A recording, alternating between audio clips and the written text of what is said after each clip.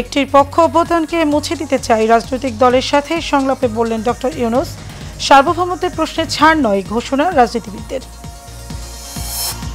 দেশ নিয়ে ষড়যন্ত্র চলছে, কাজ করছে অদৃশ্য শক্তি, বললেন তারেক রহমান।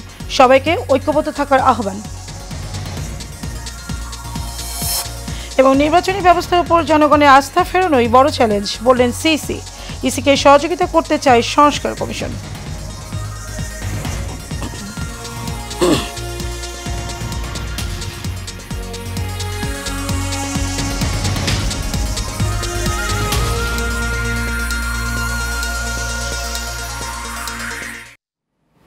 স্বাগত এশিয়ান নিউজে, আপনাদের সাথে আছে আমি মারিয়া মিকো। এতক্ষণ শুনছিলেন বিআরবি কেবল ইন্ডাস্ট্রিজ লিমিটেড সংবাদ শিরোনাম। চলে যাব পুরো সংবাদে।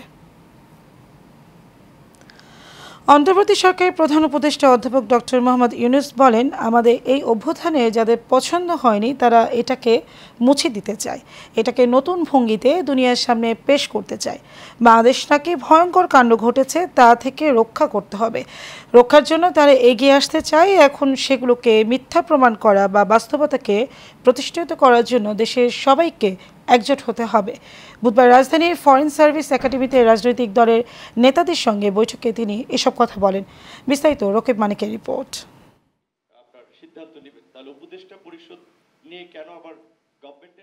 বাংলাদেশ বিরোধী অপপ্রচার ও আগরতলায় দূতাবাসে হামলার ঘটনায় সব রাজনৈতিক দলগুলোর সঙ্গে বৈঠক করেন প্রধান উপদেষ্টা ডক্টর মোহাম্মদ ইউনূস। বৈঠক শেষে তিনি বলেন, জাতীয় ঐক্য থাকলে সকল ষড়যন্ত্র ব্যর্থ হবে।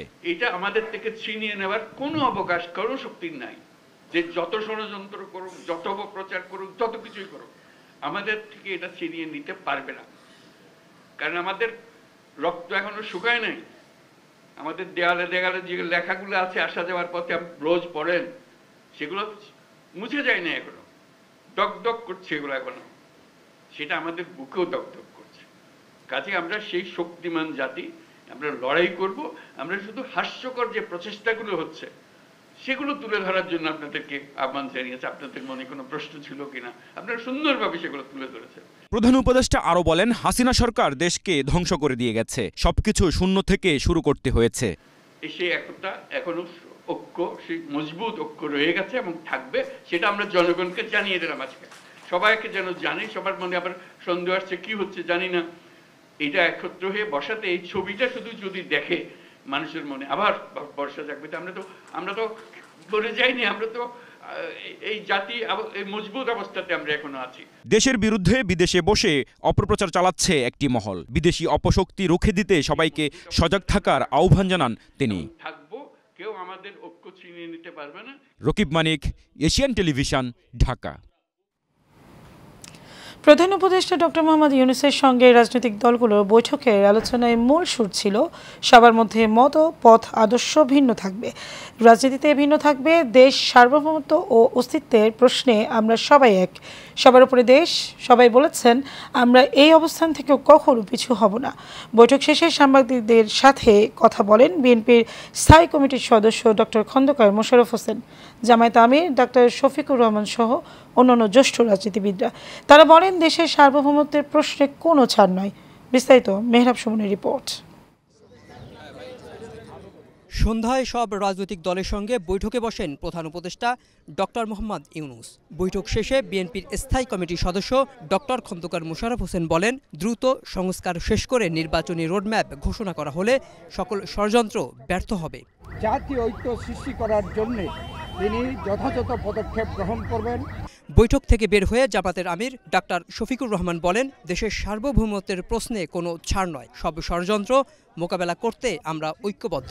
অতি দ্রুত সংস্কার সাধন করে নির্বাচনের জন্য একটি রোডম্যাপ দেওয়া, যাতে করে জনগণ একটি রোডম্যাপ পেলে নির্বাচনমুখী হয়ে গেলে যে সকল ষড়যন্ত্র এখন আপনারা দেখতে পাচ্ছেন, এইসব ষড়যন্ত্র আর কেউ করতে সাহস পাবে না।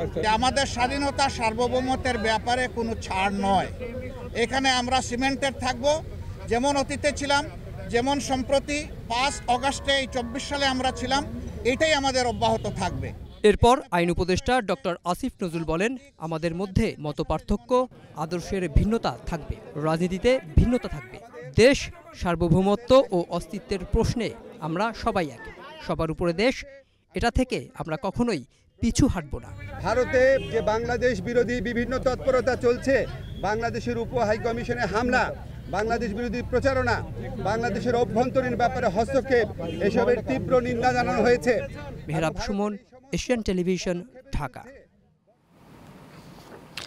একটা কঠিন সময় পার করছি আমরা, তাই অতীতের যে কোনো সময়ের চেয়ে ঐক্যবদ্ধ থাকতে আহ্বান জানিয়েছেন প্রধান উপদেষ্টা ডক্টর মোহাম্মদ ইউনূস।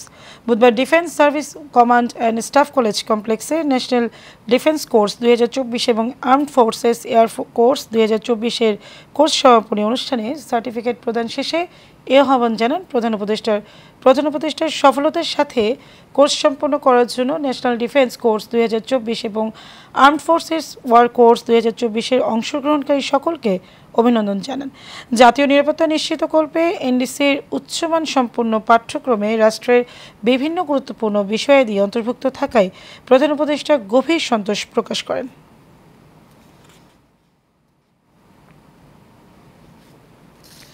বিএনপির ভারপ্রাপ্ত চেয়ারম্যান তারেক রহমান ঘোষিত রাষ্ট্র সংস্কারে 31 দফার বিষয়ে নেতাকর্মীদের মাঝে ভার্চুয়ালি যুক্ত হয়ে বিস্তারিত তুলে ধরতে কর্মশালা হয়েছে চট্টগ্রামে। এতে প্রধান অতিথির বক্তব্যে বিএনপির ভারপ্রাপ্ত চেয়ারম্যান তারেক রহমান বলেছেন, জনগণের মন জয় করতে হবে। অতীতের যে কোনো নির্বাচনের চেয়ে ভবিষ্যতের নির্বাচন কঠিন হবে। ব্যালট চুরি নির্বাচন কেউ বিশ্বাস করে না, বিশ্বাস করে জনগণ লাইনে দাঁড়িয়ে নিরাপত্তার সঙ্গে ভোট দিবে। এখনও ষড়যন্ত্র চলছে, ষড়যন্ত্রকে উপড়ে ফেলতে হলে ধৈর্যের পরিচয় দিতে হবে। জনগণের সঙ্গে বিএনপি সবসময় থাকবে, জনগণই শেষ ভরসা। কর্মশালায় উপস্থিত নেতাকর্মীদের বিভিন্ন প্রশ্নের জবাব দেন তারেক রহমান।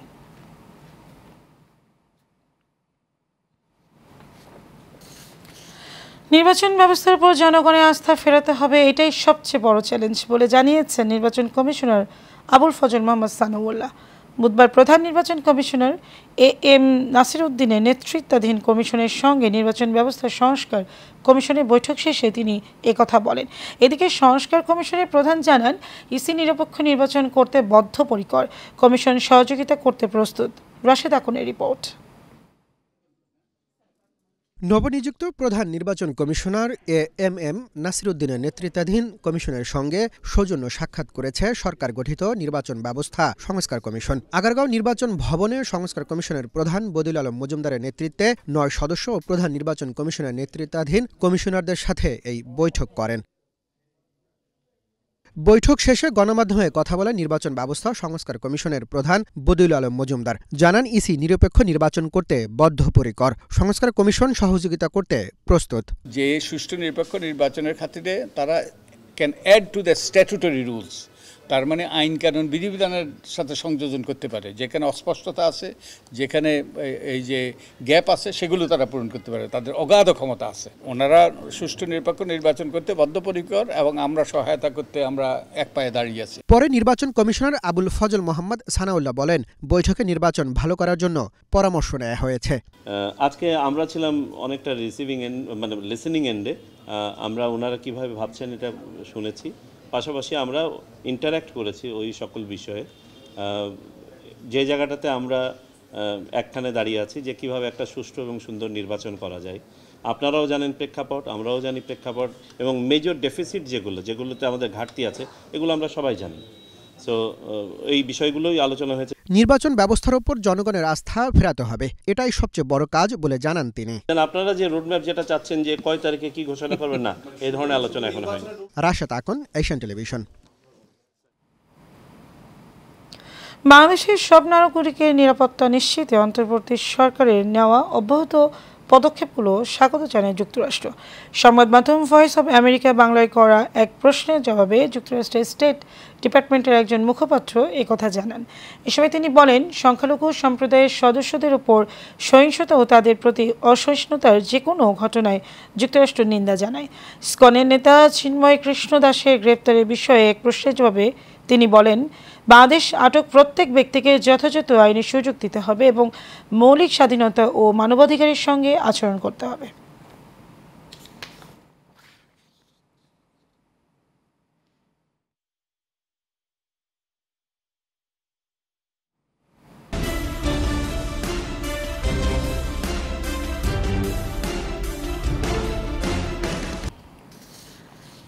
ব্রাহ্মণবাড়িয়া নবীনগরে টিকটক ভিডিও বানাতে গিয়ে মোটরসাইকেল নিয়ন্ত্রণ হারিয়ে মোহাম্মদ রাফি নামে এক কলেজ ছাত্র নিহত হয়েছেন।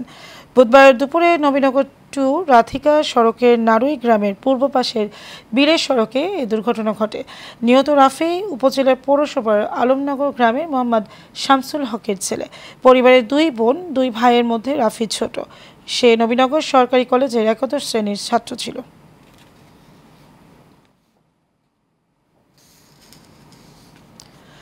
বাগেরহাটের ফকিরহাটের লক্ষ্মপুর ইউনিয়নের খাজুরা গ্রামের 23 জন নারী সহ একাধিক লোকের কাছ থেকে বিভিন্নভাবে প্রতারণার মাধ্যমে অর্ধ কোটি টাকা আত্মসাতের অভিযোগ উঠেছে একই গ্রামের বাসিন্দা সেলিনা আক্তারের বিরুদ্ধে। টাকা ফেরত ও অভিযুক্তের শাস্তির দাবিতে মানববন্ধন করেছে ভুক্তভোগী পাওনাদার ও তাদের পরিবারের লোকেরা। লক্ষ্মপুর ইউনিয়নের খাজুরা গ্রামের 3 রাস্তার মোড়ে মানববন্ধনটি অনুষ্ঠিত হয়। পাওনাদার মোক্তার হোসেনের নেতৃত্বে মানববন্ধনে বক্তব্য রাখেন ভুক্তভোগী আরিফা বেগম, মিতা বেগম, মেহরুন্নেসা, নাহিদা সুলতানা প্রমুখ।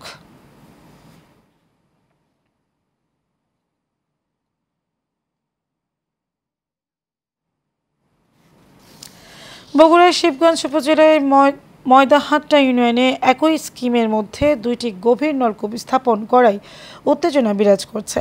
উপজেলা প্রশাসন গভীর নলকূপের আন্ডারগ্রাউন্ড পাইপলাইন বন্ধকরণে আদেশ দিলেও প্রতিপক্ষ আইনুল হকের লোকজন তোয়াক্কা না করে কাজ করছে।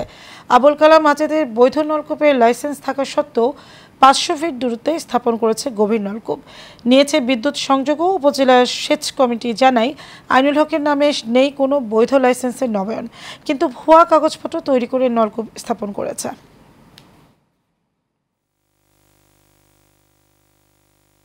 কিন্তু আমার এই স্কিমের মধ্যে আর পানি দেয়, এটা অবৈধ লাইসেন্স ওরা করে তুলছে।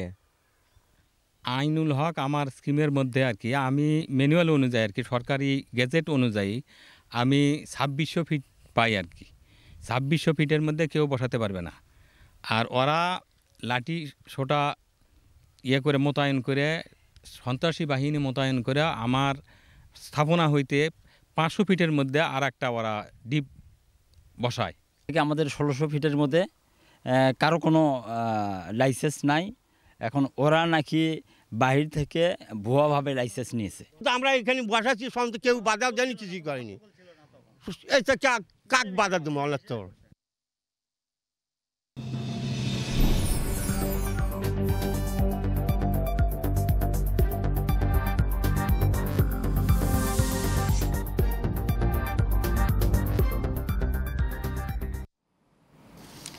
চিন্ময় কৃষ্ণ দাসের বিরুদ্ধে অভিযোগের প্রাথমিক সত্যতা পাওয়ার তাকে গ্রেপ্তার করা হয়েছে। অভিযোগ গুরুতর হওয়ায় তদন্ত সাপেক্ষে তার বিরুদ্ধে ব্যবস্থা নেওয়া হবে বলে জানিয়েছেন অ্যাটর্নি জেনারেল ব্যারিস্টার আসাদুজ্জামান। চট্টগ্রামের প্রেস ক্লাবে আইনজীবী আলিফ হত্যাসহ সমসাময়িক বিষয় নিয়ে এক প্রেস ব্রিফিংয়ে তিনি এই কথা বলেন। এ সময় তিনি আরও বলেন, বাংলাদেশে কোনো সাম্প্রদায়িক দাঙ্গা নাই, এরপরেও একটি গোষ্ঠী ও একটি বিশেষ কর্নার থেকে বাংলাদেশের সংখ্যালঘু নির্যাতন নিয়ে প্রোপাগান্ডা চালানো হচ্ছে। বাংলাদেশের সাম্প্রদায়িক সম্প্রীতি রাষ্ট্রীয়ভাবে এতটাই সহনশীল যে দুর্গাপূজার 2 দিনে ছুটি দেওয়া হয়েছে। আইনজীবী আলিফ হত্যায় জড়িতরা চিহ্নিত বলেও জানান তিনি।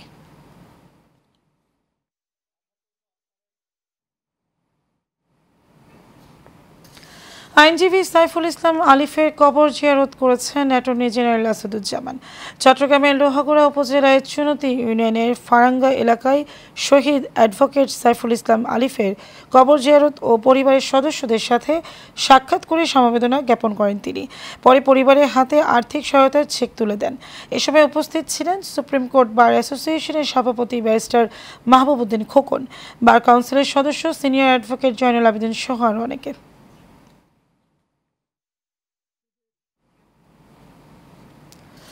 চট্টগ্রামে প্রাণনাশের হুমকি, মিথ্যা মামলা এবং ভুয়া দলিল করে বসতভিটা থেকে উচ্ছেদের প্রতিবাদে মানববন্ধন ও প্রতিবাদ সভা অনুষ্ঠিত হয়েছে। হাটহাজারী উপজেলার সামনে ভুক্তভোগী নাজির আলীর ওয়ারিশকুনের অংশগ্রহণে মানববন্ধনে বক্তব্য রাখেন এম মনসুর আলী, নুরুল ইসলাম, ফুলমিয়া সহ আরও অনেকে। এ সময় মিজান নাসির ও হাড্ডি নাসির নামে কয়েকজন বিরুদ্ধে অভিযোগ তুলে প্রশাসন এবং বর্তমান সরকারের প্রধান উপদেষ্টার দৃষ্টি আকর্ষণ করেন। বাংলাদেশ খাদ্য পরিবহন ঠিকাদার সমিতি চট্টগ্রামের সম্প্রীতি অনুষ্ঠান নির্বাচনের ফলাফল ঘোষণায় অনুপ্রবেশ হস্তক্ষেপ করার কারণে সৃষ্টি হওয়া জটিলতা সম্পর্কে সংশ্লিষ্ট সকল মহলকে অবহিত করতে চট্টগ্রাম প্রেস ক্লাবের এস রহমান হলে সংবাদ সম্মেলন করেন নির্বাচনে অংশগ্রহণকারী প্রার্থীরা। আয়োজিত সম্মেলনে উপস্থিত ছিলেন সাধারণ সম্পাদক মোহাম্মদ শাহাবুদ্দিন, সিনিয়র সহসভাপতি মোহাম্মদ জহিরুল হক দুলাল, কিসমতুল হাকিম আরজু, আসাদুজ্জামান মজুমদার, খোরশেদ আলম সহ অন্যান্যরা। এ সময় বক্তারা বলেন, গত 30 নভেম্বর অনুষ্ঠিত খাদ্য পরিবহন ঠিকাদার সমিতি নির্বাচনকে প্রশ্নবিদ্ধ করার জন্য একটি গোষ্ঠী নির্বাচনী ফলাফল ঘোষণা বন্ধ করে দেয়। তাই এই সংবাদ সম্মেলনের মাধ্যমে নির্বাচনের ফলাফল ঘোষণা করার জন্য সকলের দৃষ্টি আকর্ষণ করা হচ্ছে।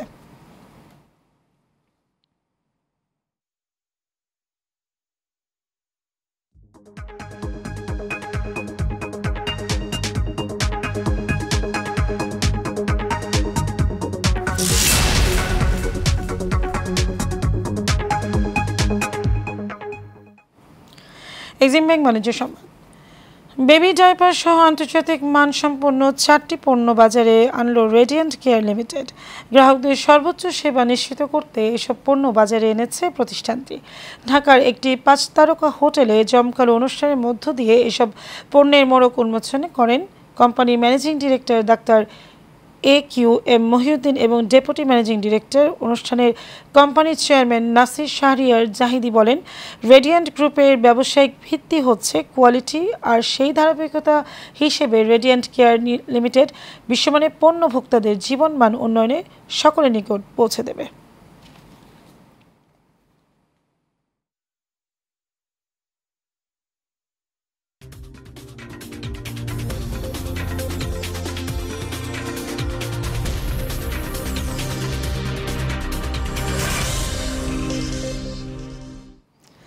জানাবো খেলার খবর।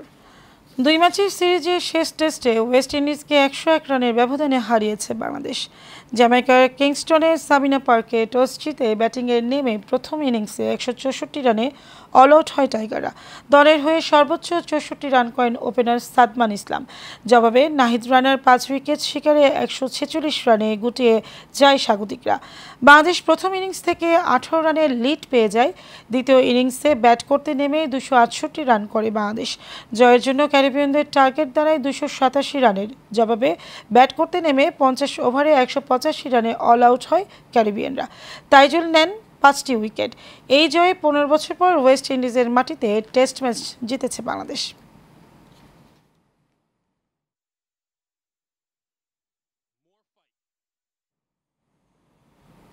শেষ করব লাল শাপলার এক হাওরের খবর জানিয়ে।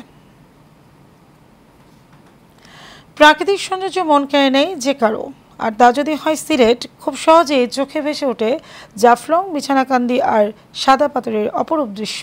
তবে নতুন রূপে মুগ্ধতা ছড়াচ্ছে জৈন্তপুরের লাল শাপলার রাজ্যখ্যাত ডিবির হাওর। সীমান্তবর্তী মেঘালয় পাহাড়ের পাদদেশে এই শাপলার অপরূপ দৃশ্য দেখতে প্রতিনিধি বিভিন্ন প্রান্ত থেকে ছুটে আসছেন ভ্রমণ পিপাসুরা। প্রতিনিধি মোহাম্মদ ইউসুফুর রহমানের প্রতিবেদন, বিস্তারিত জানাচ্ছেন রাশেদ আকন।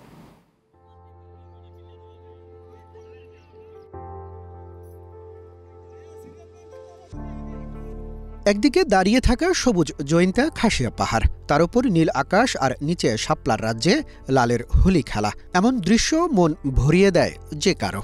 বলছি সিলেটের জৈন্তাপুরের লাল শাপলার রাজ্যখ্যাত ডিবির হাওরের কথা। পূর্ব আকাশে সূর্য উঁকি দেওয়ার সাথে সাথে ডিবির হাওরে ভিড় বাড়তে থাকে পর্যটকদের।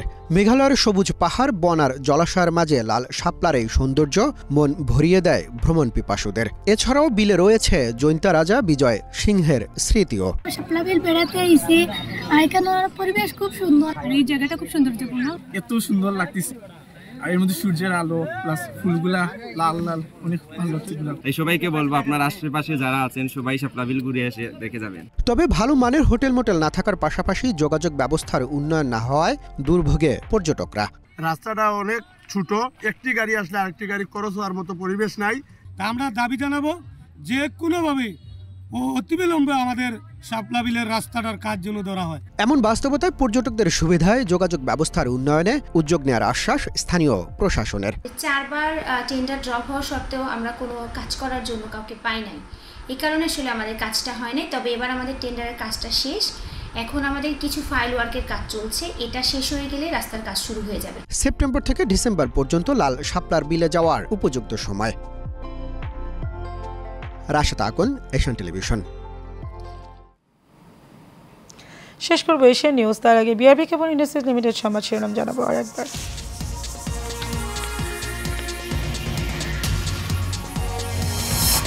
একটি পক্ষ অভ্যুত্থানকে মুছে দিতে চায় রাজনৈতিক দলের সাথে সংলাপে বললেন ডক্টর ইউনূস। সার্বভৌমত্বের প্রশ্নে ছাড় নয় ঘোষণা রাজনীতিবিদদের। দেশ নিয়ে ষড়যন্ত্র চলছে, কাজ করছে অদৃশ্য শক্তি বললেন তারেক রহমান। সবাইকে ঐক্যবদ্ধ থাকার আহ্বান। এবং নির্বাচনী ব্যবস্থার উপর জনগণের আস্থা ফেরানোই বড় চ্যালেঞ্জ বললেন সিসি।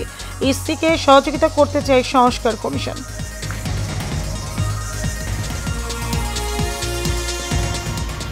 দর্শক, ছিল আমাদের এতক্ষণকার আয়োজন। আমাদের পরবর্তী সংবাদ দেখার আমন্ত্রণ রইল। ধন্যবাদ সবাইকে।